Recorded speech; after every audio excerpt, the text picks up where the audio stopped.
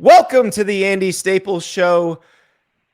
Very special edition. I started thinking about the idea of jurisprudence, mostly because I have jury duty. If you're listening to this on Monday, I am sitting in jury duty right now. I don't think this will affect the podcast the rest of the week because I don't think there's an attorney on this planet who's going to allow me to decide their client's fate. They're going to ask me two questions, be like, this idiot cannot possibly serve on this jury. So my guess is I will be home at some point on Monday, not sequestered.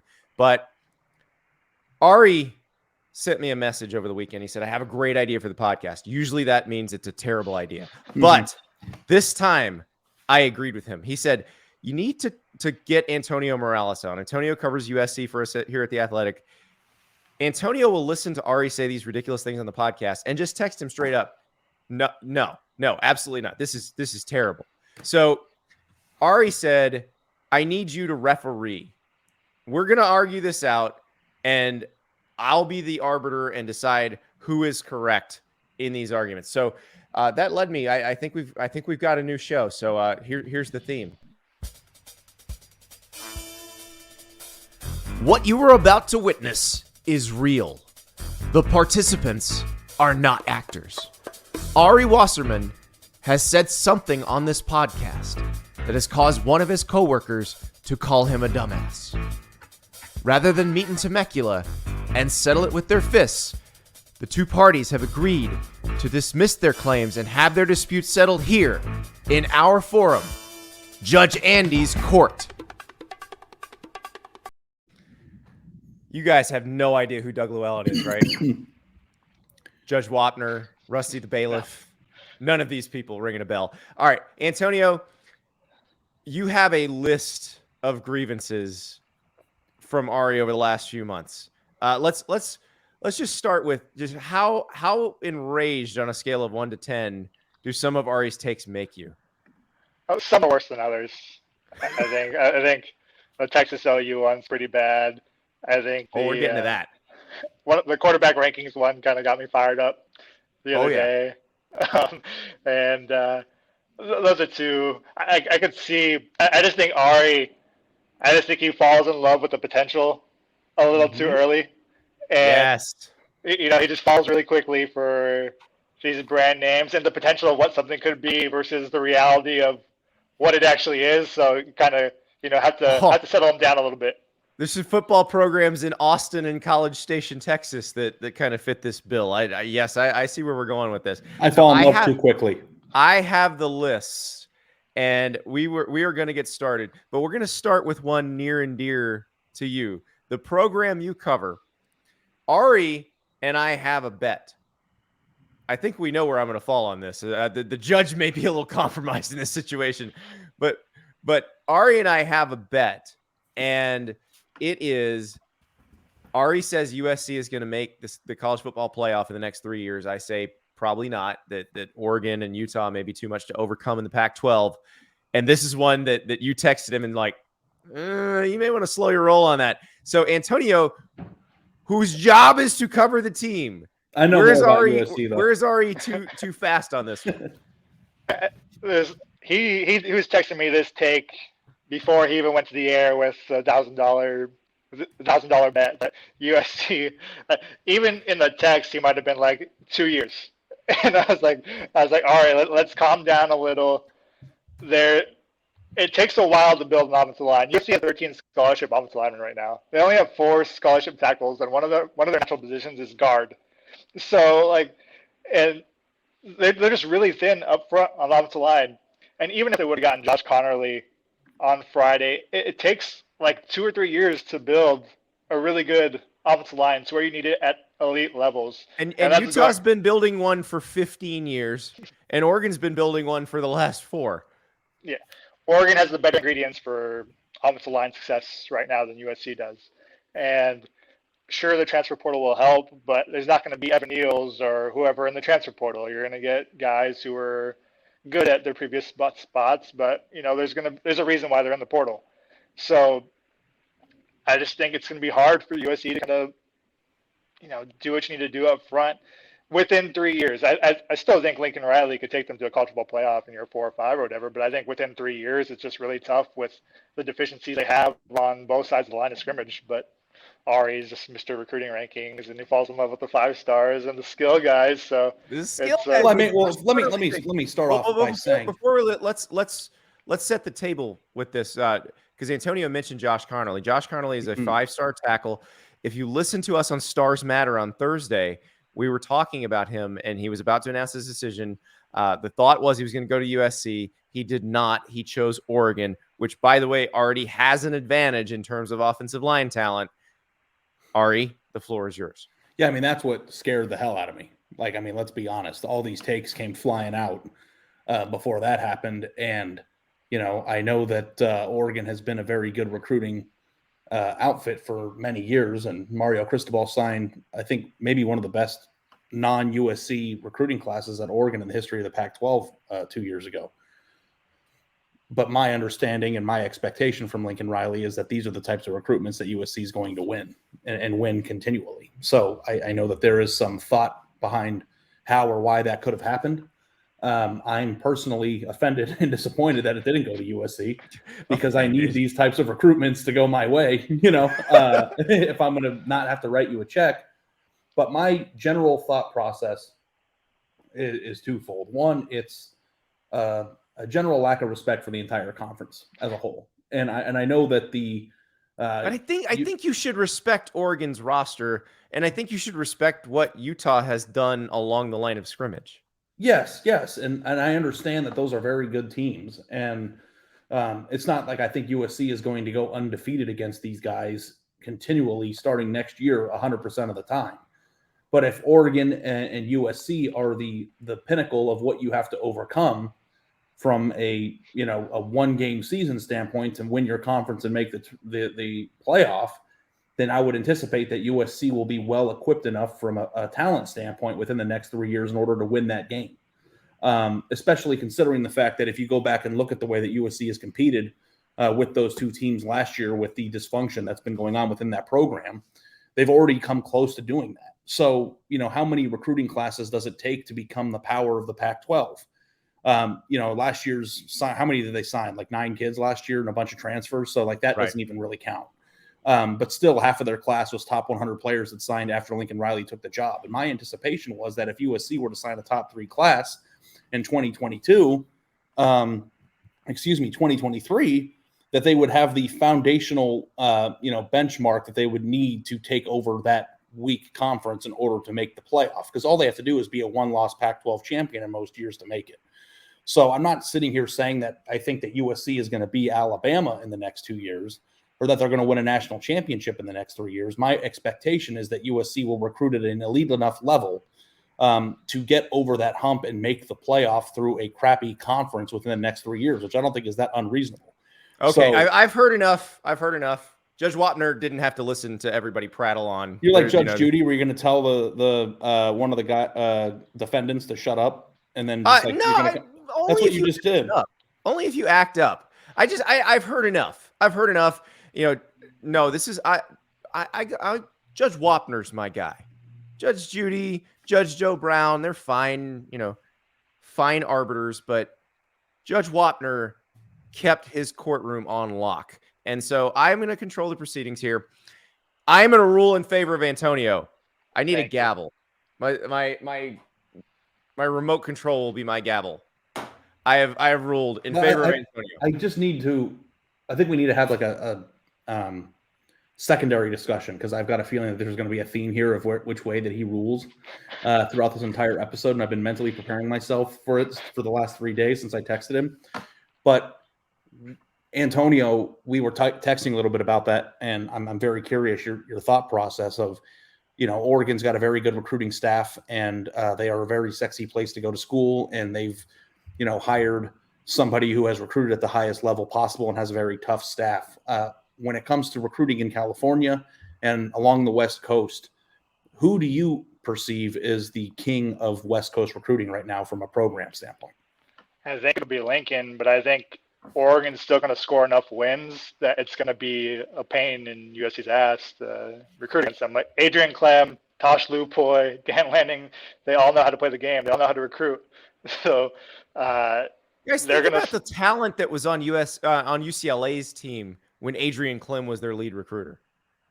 They were getting dudes back then in the Jim Mora days. So now you add Tosh Lupoy, who was a great Pac-12 recruiter at Cal and at Washington, and then obviously did well at Alabama recruiting. I really think Oregon has built a staff. It's kind of an SEC recruiting staff. So I guess maybe there might be an interesting story there of just like why Adrian Clem, the person who grew up in California, is going to be the biggest thorn in USC side for the next 3 years. Because it's just like, even when I will really start to panic is if there are 5-star prospects in Southern California who are going to Oregon. So like losing out on a 5-star offensive tackle who's from Seattle is concerning. Right. And the reasons why that happened, I guess, are up to speculation. And, you just got to go find a message board or a Twitter thread to figure out what we're alluding to. NIL, Yeah. USC. Actually, Antonio, let me ask you this, because from what we understand, that USC, they don't really have an organized collective right now. It's not like Tennessee. Oregon seems to have something going. Texas A&M definitely has something going. Florida has one. Nebraska just announced, what they're doing with theirs. Where's USC at on that? From what I told, theirs was in the works, and I wouldn't be surprised if something is announced by the end of this month. Okay. The timing of that, obviously, with Carly, isn't that great. But what I was told, there's something in the works, and there's a possibility it'll be announced by the end of April. Okay, that makes more sense, because they got to get that going, or they get left behind. Because Oregon, you look at who they have. Rob Mullins, their athletic director, he came through Kentucky. That's where he trained under Mitch Barnhart. So you've got a bunch of people who have been in the league that recruits at the highest level. In Kentucky, not when Mullins was there, was not recruiting at the highest level in football, but they were always recruiting at the highest level in basketball. So he understands how this stuff works. I think that's going to be a problem. I think Utah will continue to be a problem, not because they're going to get 5 stars necessarily, but because they're just really good at developing guys on the line of scrimmage. And that means they're going to be a tough out no matter what. So it's going to be tougher sledding for USC with the big guys, I think, than maybe everybody realized when Lincoln got there. And that's why I'm ruling in favor of Antonio. Go ahead, Ari. Let's not forget that USC just signed a bunch of studs 2 years ago or a year ago. Like, are any of those guys going to show up, Antonio? Like, is Corey Foreman going to be there's a big guy. That's true. Yep. Of the West? I mean, it's just like everybody's like, well, what's going to happen from now, on? And it's like, I think people are forgetting that Clay Helton actually had a very functional recruiting class 2 years ago, especially he signed the number 1 corner, the number 1 defensive back, and the number 1 athlete in the state of California 2 years ago. And they're all, I guess, haven't really had a thumbprint on the program, but it's like, these guys are people who I'm counting on and I put my money on. Like, what are we doing here? Like, is Foreman going to start wrecking backfields or what, man? I mean, like, come on. They had a 22-member class in 2021, and 6 of those guys are already gone. Michael Trigg, Jackson Dart, Jay Toya. Those are 3 blue chip top 150 guys who are already gone from that class. And well, I mean, one of them's gone for a reason, though. Yeah, and we haven't seen a lot from Corey Foreman, Rajon Davis, Sierra Wright, Dante Williams. We asked him about Sierra Wright this week. It was a top 100 corner, and he went on to talk about Sierra's weight and putting mass on and stuff like that. And then he went on to say Sierra's biggest problem is Sierra. He's like, he has a lot of stuff going on, but he might be in Space Jam 3 for all I know, because he was in Space Jam 2. So like there's he's more concerned about acting than football is what Antonio's saying. I got it. Yeah. I just was singing the Quad City DJ song, the Welcome to the Space Jam. It's just like, I can't even imagine a world where if they sign another, because listen, they've got 3 commitments off the top of my head, unless they got one that I haven't looked up, and they're all 5-star prospects, and there's like another 8 uncommitted top 100 players in Southern California. Like, it's right there. It's just low-hanging fruit. Pick them up, pick them off the tree, add them to the class. Corey Foreman's going to develop. Sierra Wright's going to know he's not going to get the Space Jam 3 gig. He's going to put some weight on, and things are going to start coming together, right? He's gonna be LeBron's third son. USC's got a pretty good quarterback, I think, who's going to be playing for 2 more years, hopefully. Like, by year 2 of the Williams era, we're not going to the playoff. Like, you're going to look me in the eyes right now and be like, come on, like, it's all there. Yeah, I'm convinced of it. I bet $1,000. Like, I'm convinced that, like, you are underselling your program. And how are you going to sell subs? He's a beat writer, Ari. He's not a fan. I know. I'm teasing him. You better call Dan Lanning. Well, the good news, Antonio, is that your beat bet more interesting. But yeah, stop it, Dan. Just stop it. All right, let's move on to our next topic. This is another one that Antonio heard Ari talking about and was like, we gotta hash this out.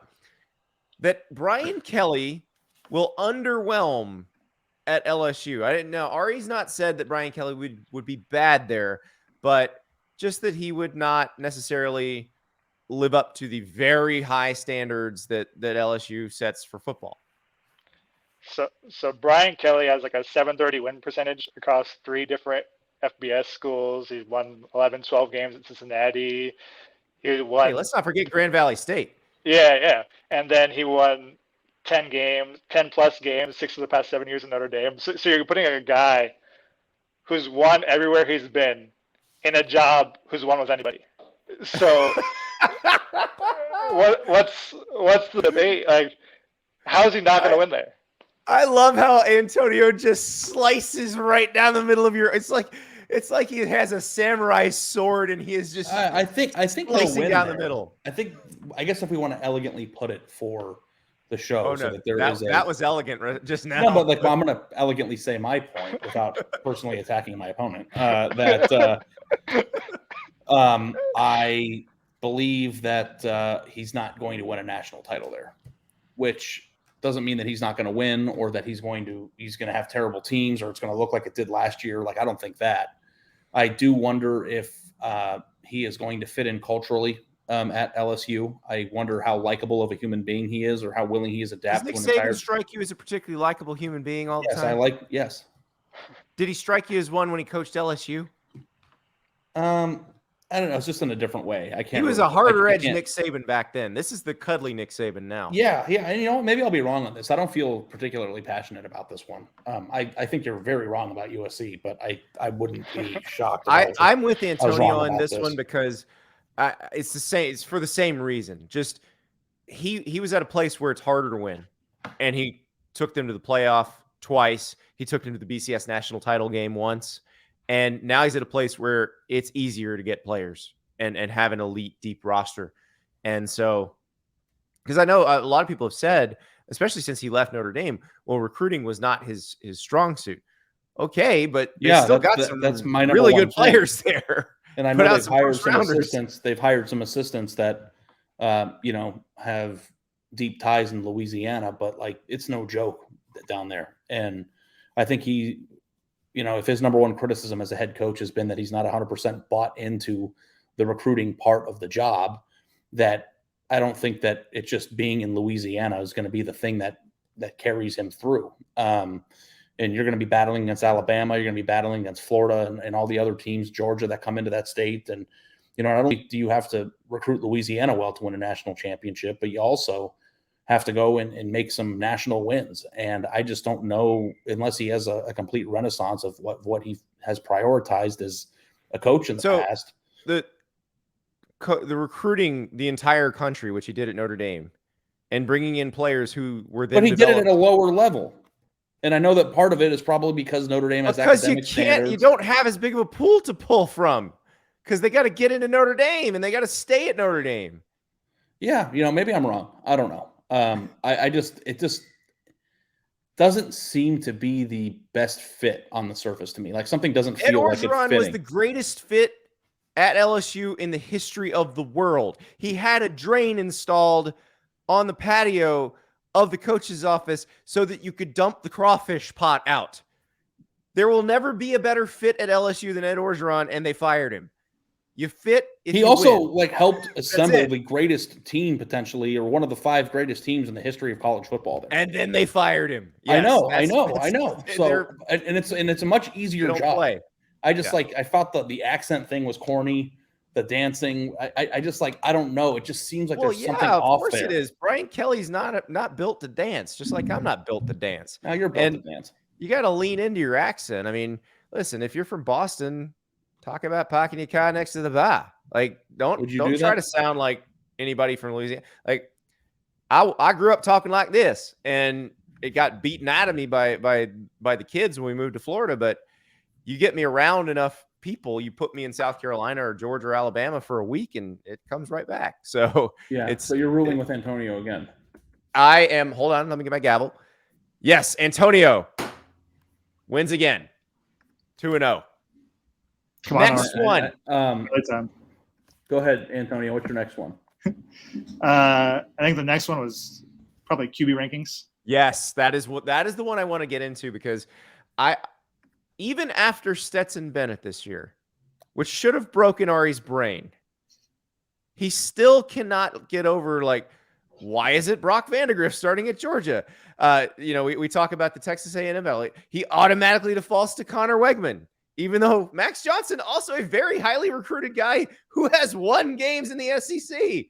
So I don't know. It amazes me that he automatically defaults to the highest rated quarterback recruit, when the history of 5-star quarterback recruiting tells us that that's kind of a 50-50 proposition.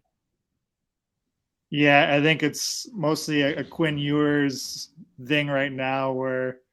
Yeah, I think that one of the highest rated recruits of all time is going to be good. I'm such an idiot.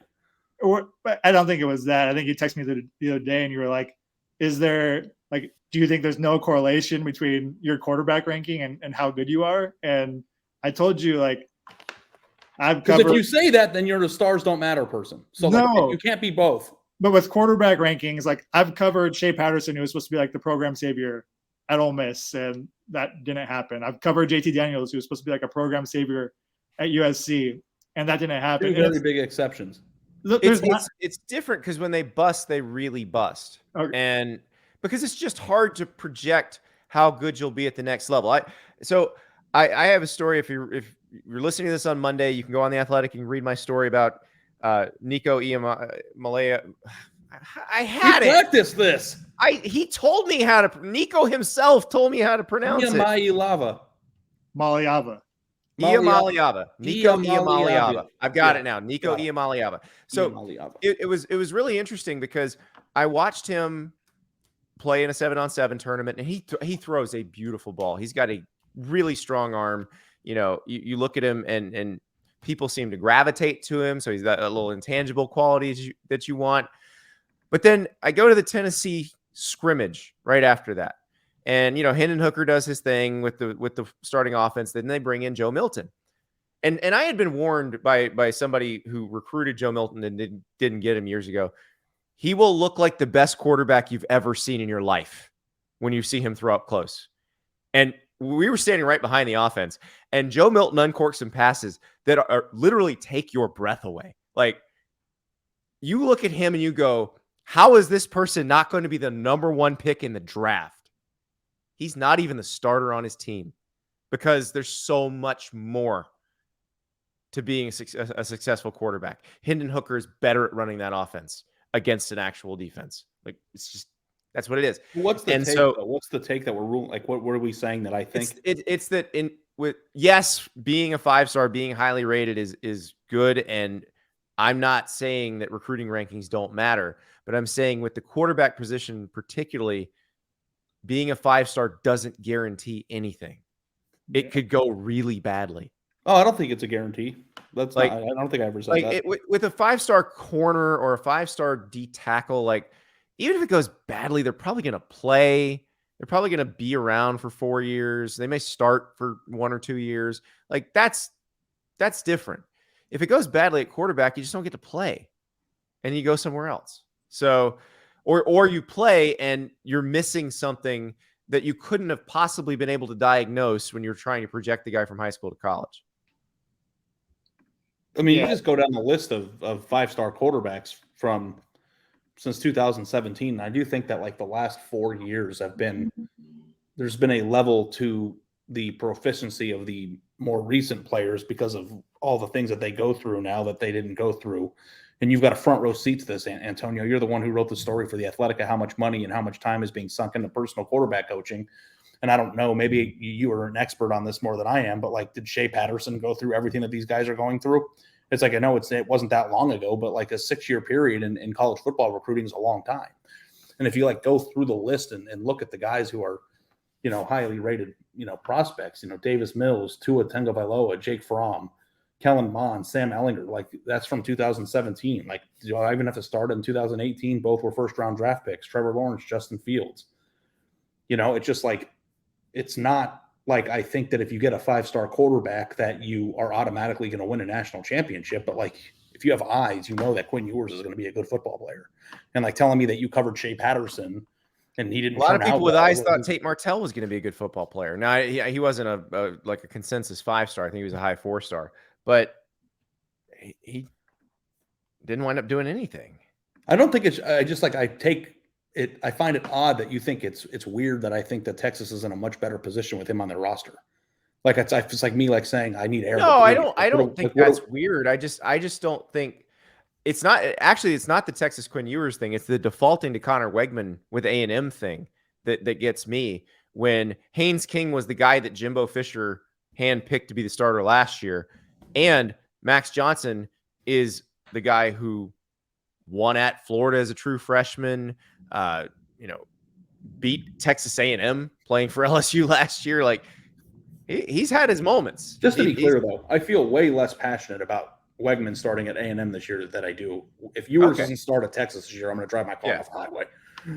Like A&M, they've got some guys on their squad. Like I know Hudson Card's there. But yeah, I've said the same thing about Clemson. Like, if DJ's not getting it done, maybe you try Klubnik, and they've done that before. They did that with Kelly Bryant and Trevor Lawrence. So, I'm guilty of this as well.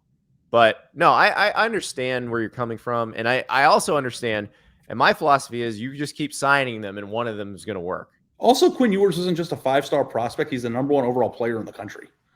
Okay. Like, I mean, it's not like all 5-star prospects too are created equally. So that's true. Like, I don't even know what the premise is for you to rule on this, but like, I don't know what I'm confused. I think my Quinn Ewers, what you annoy me most with Quinn Ewers is he hasn't played football since like 2020. And you already told me like how great he is when we saw him like hand off the ball like 3 times last year.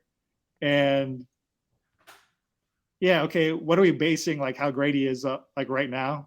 What like very thorough evaluation of his skill set from thousands of people who watch him play.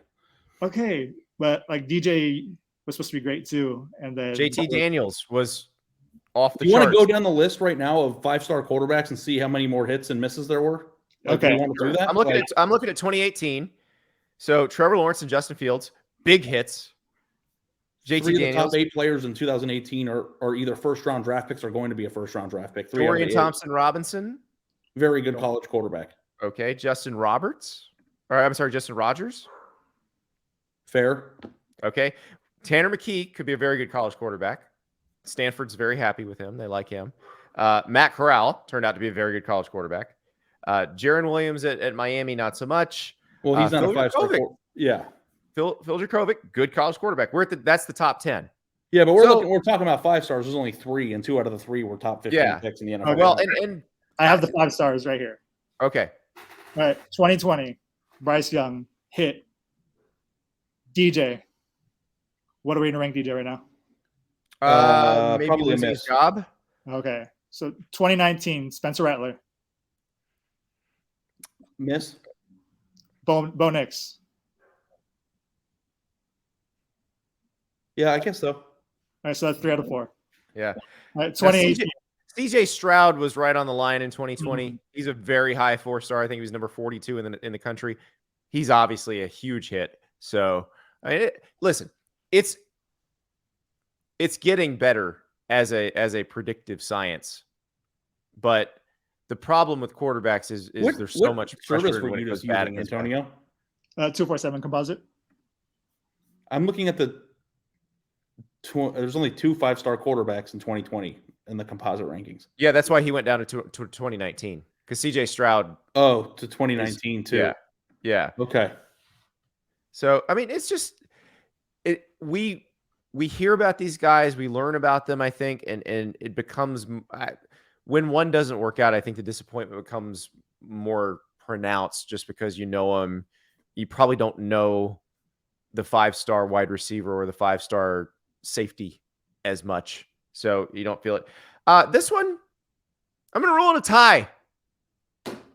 Ari's right. Stars matter. Antonio's right. Ari falls in love too quick with these guys.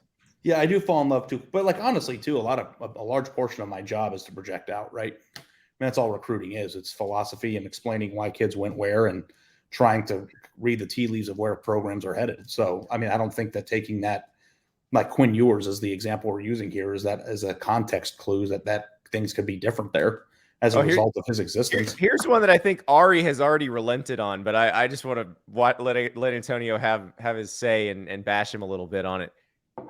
The OU Texas argument from a year ago when we were ranking the jobs of the Big 12, and Ari could not believe that I ranked Oklahoma ahead of Texas. We argued about this in person last July, like on the sideline at the Elite 11. We got into a heated discussion about it in person.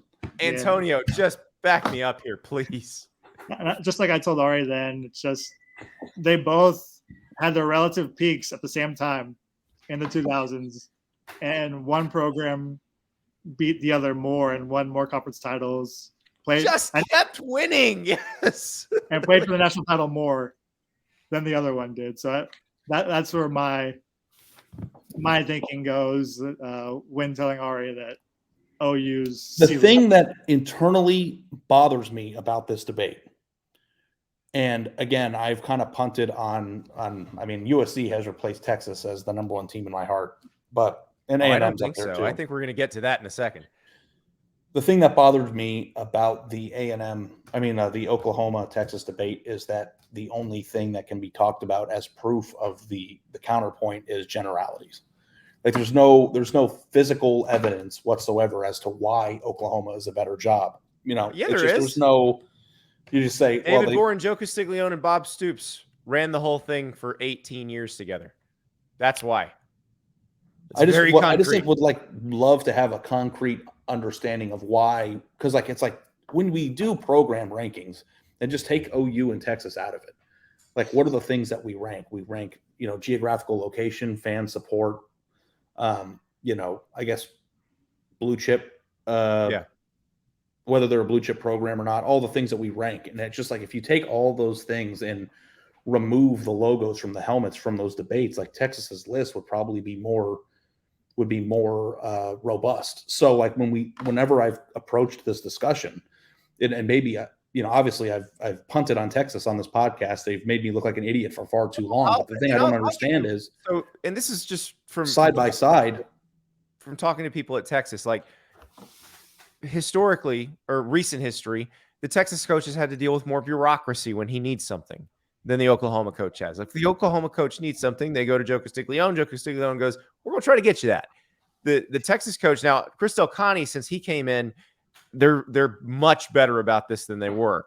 But it used to be like, you need to fill out this form in triplicate and do this, and then maybe we'll think about it. Like it's not like that as much anymore. So maybe that's going to improve some. But for a long time, that's what Texas had to deal with, and Oklahoma didn't. And that stuff matters. It's just weird to me that you could list like Texas is the most recognizable logo in the most talent-rich state in America. And it's just like all the things that you would want if you were building a mythical program. Like Texas has an advantage over OU. So like I think it's weird that people laugh when you think the place that has all the things that you would put on the list. Because people have watched football for the last 15 years. That's why they laugh. But we're arguing about future ceiling. We're not arguing about who was better in 1996. Like that has nothing to do with it. Yeah, but who was better in 2016 does usually have something to do with it. Ceiling if everything at both places worked out perfectly. But everything doesn't work out very often in Texas. But we're talking about it works out pretty what does the word ceiling mean? What are we talking about? What is this? What does the word ceiling mean? Which team can reach the best heights if everything works out? Which team actually gets near it every once in a while? That matters. Oklahoma's been good since like the 40s. Like Texas is one. Like Texas has won. Like I guess you could national make the title. case that you would be right in making the case that Oklahoma probably has a more rich history of football. You think? I mean, yeah, but You but think so, again, Doctor? that's never what I was arguing. That's never like in the modern world of recruiting, in the way that the sport is made up. Texas has more pros on its list than Oklahoma does. So when you were analyzing what a ceiling would be, I don't think it's But irrational to some think pros that matter more than others. Like wins all the time. That matters the most. Yeah, I mean, I guess like if that's how you want to judge it, then you're Yes, you're the I one would with like the to gavel. judge it I by mean, who wins more yeah. than loses. No, Yeah. I mean, I'm just talking about Frequently. the future. I'm not talking about the past. So, I think that the future, like it's the same thing my too. gosh. Just like, do you want to What's invest in AT&T or do you want to invest in Amazon? What's the Like, investment guidance? Sorry. Past performance is not indicative of future gains. It's true. Yeah. I mean, you can go buy some General Electric stock if you want, because You it was a really could. good company for 100 years. Yeah. Or you could Oklahoma's always buy- a good company. Yeah, I guess Oklahoma is like what, Microsoft? Yeah, they just Yeah. keep chugging along. They find new product lines. They figure it out. Yeah. And Texas is Neo, the Asian Tesla. Actually, Oklahoma's Apple because it sucked in the 90s and then came roaring back. No, Alabama's Apple. I know. Yeah. Well, it would actually, be a good episode can we if say that compared since Apple football CEO programs. is an Auburn grad? Yeah, I don't know. I don't know that he'd want to hear that, but I guess he's got way bigger fish to fry, like figuring out where he wants to park his yacht next week. But I do think that comparing, like, for an investing, because I'm like obsessed with investing. When Antonio loses bets to me and all the things that he's right about, he pays me cash, and then I take his cash and invest it in the stock market. There you go. We had one Everybody bet. wins. Who's 0-1 in those bets? It's a 0% winning percentage. So you can take Andy's gavel and you can sleep next to it tonight, and I'll take your cash and I'll put it in the stock market. I think I'm up like 17% on the stock that I bought with your money. The gavel's a Roku remote, by the way, so it's not exactly. But wouldn't that be a funny episode? I don't know if people would be interested in it, but like if you took every program and like compared them to a stock, I think that would be hilarious. I think that would be Because that sounds like a deep of the off-season type podcast, like mid-June. Let's do it. But isn't that what recruiting is, guys? It's taking what you have in terms of potential and trying to figure out what team you would want to invest in. And like Oklahoma's already up, and maybe that's a dividend stock that is going to continue to pay dividends. I don't know. There's a show about Uber that I want to watch. I know. I've been watching it this weekend. I'm good? about 4 episodes in. It's very good. Joseph Gordon-Levitt plays the founder of Uber. Who's Theranos? Who's Theranos? Who's complete smoke and mirrors? And what? No, Auburn. No, Auburn's won. Yeah. Auburn's been good. No, you need. I mean, I guess you need someone who had like one great recruiting class, but never amounted to anything on the field. So which era would that? Which UCLA, teams that I'm obsessed with is that going to be? Would Jim Mora era UCLA be Theranos? Yeah, it'd be hilarious. That's a funny one. Ole Miss won a Sugar Bowl, so I don't know if you could like put them in there. Yeah, no, I thought they actually cashed in on it. I think. Also, yeah. their best player had the most shocking thing in the history of human nature and human sports consumption happen. I don't think we'll ever see anything more shocking on live television than the Larry Tunsil draft. Like, I don't think there's anything that you could see that would be more shocking than that in any realm. Truly wild. And we watched games this year where people have quit at halftime and tweeted that they quit the team from the locker room. Like, and that was even less shocking than. Well, than that. What was the lesson of the Larry Tunsil deal? Always scrub your iPad, kids. Don't give your passwords to the fact that they were airing that video on the draft. I'm like sitting in my living room thinking like, oh, well, no, God. ESPN wouldn't air it for a while because they had to vet it, but then everybody else on the internet was already sharing it. I mean, all I know is that they were showing the video in the pre-draft coverage. Absolutely, yeah, and he dropped, and it cost him money, and then he wound up being shockingly a great offensive tackle in the NFL. Yeah. That, the Dolphins fleeced the Texans for. So I'm 0-2-1 against Antonio so far because you're so far. In we have one more topic to go. So I'm already lost, no matter what. Well, I mean, let's be honest.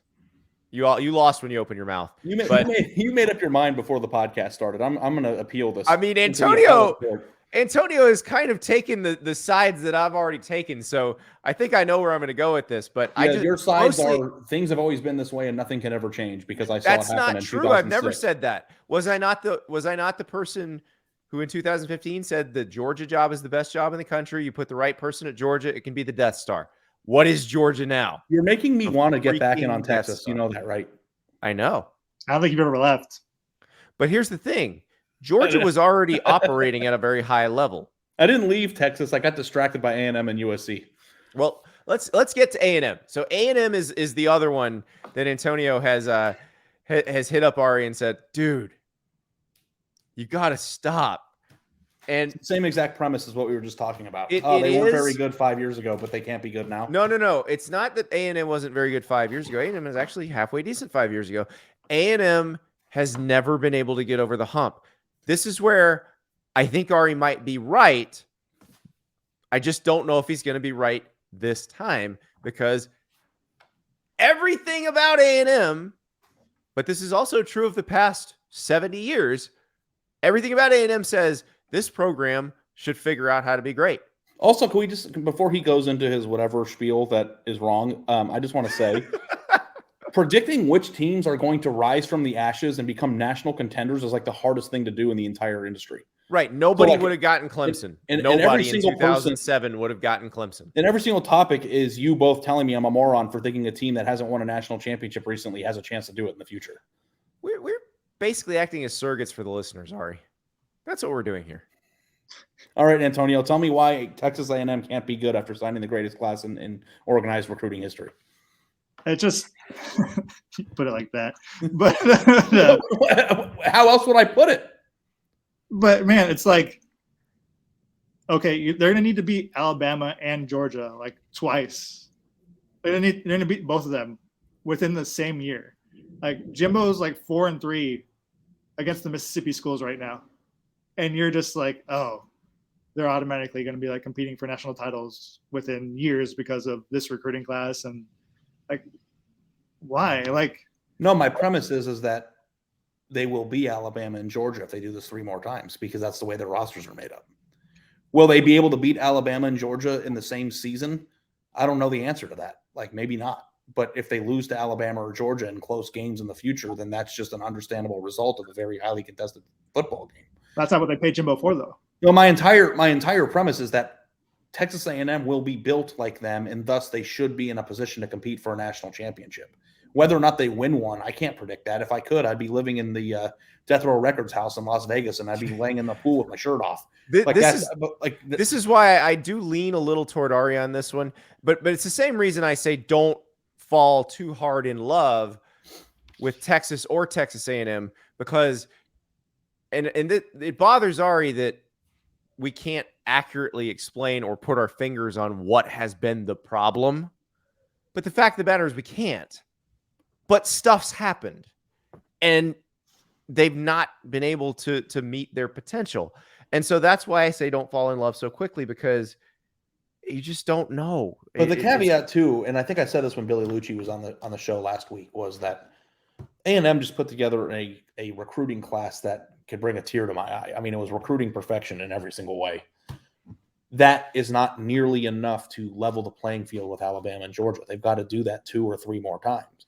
So until they do that, they're not there yet. So, you know, if A&M somehow goes out and signs the number 11 class in this year's cycle and they only get 3 top 100 players, then I would completely change my viewpoint on that. So I'm thinking right now, based on the information at hand and where they seem to be headed from a recruiting standpoint, that if they are able to do that for 2 or 3 more years, and they have a roster that legitimately has 40 players on it that are in the top 100 in their recruiting rankings, that they will field a team inevitably that is good enough to beat those teams. Whether they beat those teams or not, I can't tell you the answer to that. Maybe if they lose to Alabama again, like, what is this going to be, some sort of shock? Like, of course not. I do think that they will be equipped well enough where if they make the playoff or win a national championship, that should be expected out of them. I think that's a very logical take. I do. And the difference, I think, between how you were feeling about Texas before, where you were just saying all the pieces are there, I don't know why it's not working, but it has to work because the pieces are there. Like, that doesn't make as much sense as what you just said. The pieces are there at A&M, and they have done probably the hardest thing that you have to do to get in that mix, which is bring in that recruiting class. and bring in recruiting classes kind of like it. That, not at that level, but they were already recruiting at a fairly high level. Also, So- using Mississippi schools record for Jimbo, how is that even relevant? He's the only other coach. He needs to be able to beat Alabama. Doesn't. No, I know, but the guy won a national title. Does that not count? Is he not a good coach? Yes. Alabama lost to Ole Miss a couple times, but. Oh, no, certainly not in the SEC, but your buddies, Oklahoma and Texas, are headed there too. We'll see how great they're winning in the next 15 years. Texas is your buddy, not mine. We're all going to the same party, Antonio.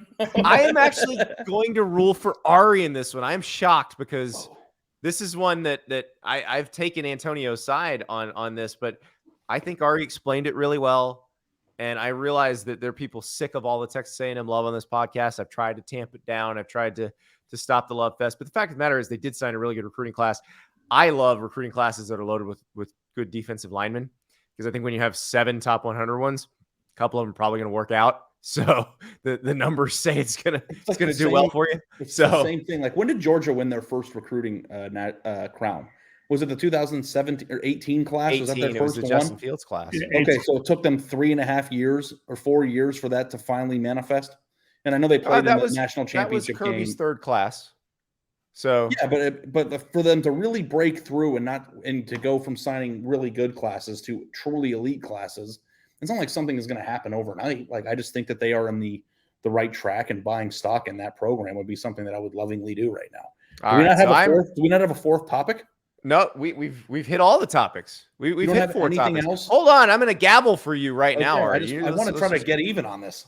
All right, Ari wins. Boom. Well, I mean, if you want to throw out another topic that you'd like to argue with Antonio about, you are more than welcome to. Antonio, you don't have another one that I annoyed you about? You text me every week telling me I'm a moron. You don't. I don't have any. How convenient. We've played the hits. Oh, I want to ask you a question, Andy, because we were arguing about this today. Going back to the LSU Auburn discussion a little bit. Who do you think is I don't know if this is the right way to phrase it, but the coach that turned out to be most over his head that won a national championship in the past 15 years? Les Miles or Ed Orgeron, right? Gene Chizik. It's Gene Chizik. Sorry. Okay. Antonio said Gene Chizik. Yeah, so it's Gene Chizik. Again. Yeah. To go Owen, because LSU had its moments in the last 2 years under Ed Orgeron. They certainly didn't quit on him. Gene Chizik went 0-8 in the SEC 2 years after winning the national title. The national title, you could tie to basically 2 players. Cam Newton on the offensive side of the ball, Nick Fairley on the defensive side. And, you go and look at how many guys started in the NFL off that team. I think for the rest of the offense combined for 1 NFL start on that 2010 Auburn team. Now, Philip Lutzenkirchen would have started a bunch of games in the NFL. Unfortunately, he passed away. But no other positions produced NFL starters. It's crazy.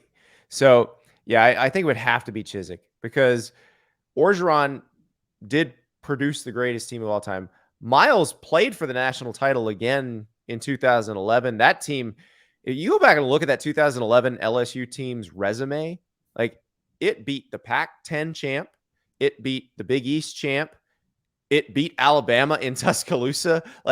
It's the best regular season resume anybody's ever put together. They just weren't that good offensively, and they gave Nick Saban another chance to figure him out, and he did. I'm so salty right now. I know. Good. I'm Save annoyed. that energy. I can't Keep wait. that energy. You know what I'm doing right now? I'm scrolling through my text with Antonio trying to find another topic. I can't wait till the 2024 season opener in Vegas, when I'm sitting next to Ari in the press box when USC plays LSU to open the season. It's going to be year 3. I'm going to that game, and if I don't get a credential through the Brian Kelly steals Tommy Trojan's sword afterward and leads the LSU band as they play neck. When it's year 3 for Lincoln Riley, year 3 for Brian Kelly, and this is the takes it's going to generate. It's going to be. Would you be absolutely stunned if USC won the Pac-12 this year? Would it be unbelievably crazy to you, Antonio? No, but I still think it's pretty far-fetched, kind of just to see how they are on the line of scrimmage, particularly on the defensive line when they're starting a 275 pound like nose tackle right now. So like, well, get used to that. That is what Alex Grinch likes to do. So they're going to be light on the D line. That's what historically they've been. That's why Brent Venables got to Oklahoma and was like, "Do you weigh 330 pounds? Are you in the transfer portal? We have a place for you." Yeah, so I think that's going to be tough until they get better at linebacker. And just so all their recruiting hits from 3 years ago are just non-factors then. For now, they weren't recruiting well 3 years ago. So what? I mean, sorry, not 3 years ago, 2 years ago. So like Corey Foreman and Ray John Davis are just like non-factors right now. Still waiting to see kind of what they can do. I think there's been. I'm personally offended by that. I'm just waiting for Space Jam 3 to come out. Personally, there's been a lot of talk about maturity we'll with those guys. So the new staff has kind of been very blunt with their criticisms with some of those recruits from the last Clay class. So I think, a lot of maturity being thrown around, a lot of growing up, like this guy needs growing up to do stuff like that. So we'll see, because your take kind of hinges on those guys, Ari. Yeah. One last thing I want to leave you guys with, and then you may or may not agree with me. I think USC has the best uniforms in college football. I don't think that's crazy at all. That's my take. It's Michigan or USC.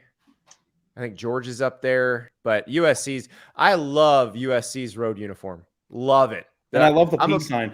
I'm a big shoulder yoke fan, and that white with the cardinal yokes and the gold pants and the cardinal helmet, it is about as good as it gets. So you get a lot of questions from readers sometimes about a third alternate, but I don't think they need it. No, don't change a thing. Yeah, I think they're fine.